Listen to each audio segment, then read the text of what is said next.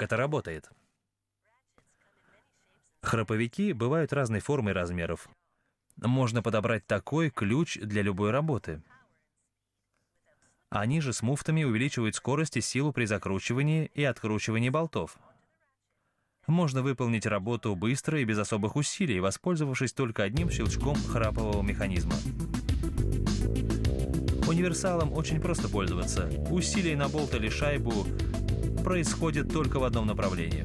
Свободное движение в другом направлении достигается с помощью целой системы шестеренок и ограничителей. Вначале стальные прутья проходят через машину, которая отрезает заготовки нужной длины.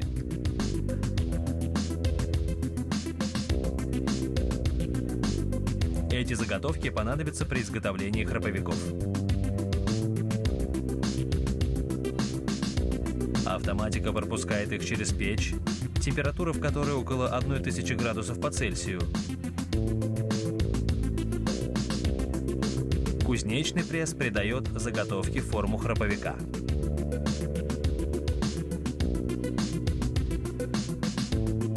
Первый шаг – это наметить форму будущего изделия. Второй – окончательно придать ему нужную форму. И третий – удалить весь лишний металл.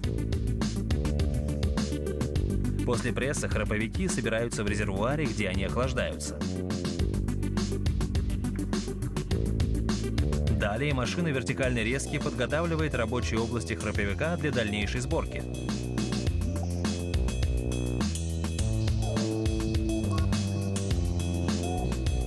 Рабочий помещает инструмент под гидравлический пресс, на котором выдавливается логотип и название фирмы-производителя. На токарном станке избавляются от лишнего металла на рукоятке и подготавливают конец для пластмассовой ручки.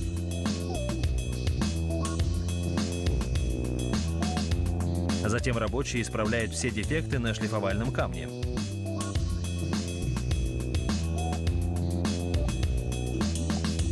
И создают на рукоятке специальные выступы, на которых будет крепиться ручка.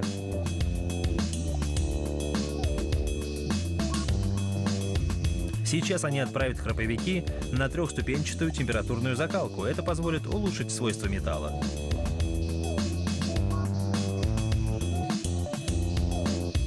Керамика и химический раствор подготавливают инструмент к хромированию и никелировке. Специальная машина сначала очищает поверхность храповика, а потом наносит на него хром и никель. Двойной слой разных металлов увеличивает срок службы и придает инструменту товарный вид. А рабочие смазывают внутреннюю часть храповика, вставляют блокировку и различные детали.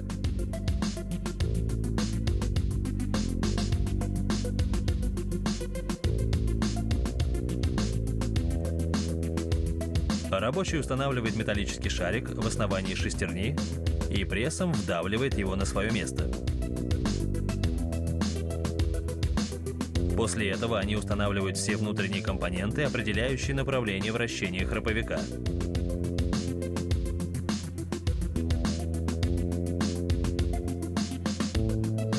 Такие механизмы либо разрешают, либо запрещают вращение.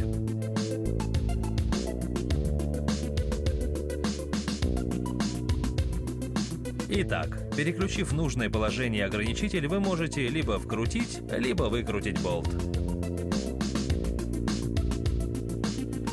Теперь осталось поставить резиновые прокладки и закрыть весь внутренний механизм инструмента.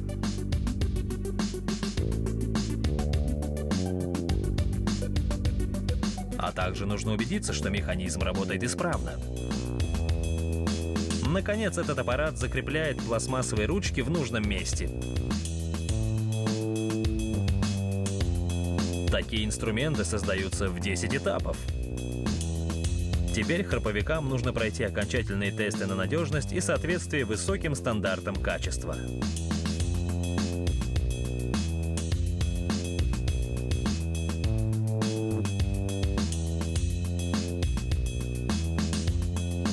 Такой инструмент всегда востребован среди любителей и профессиональных механиков.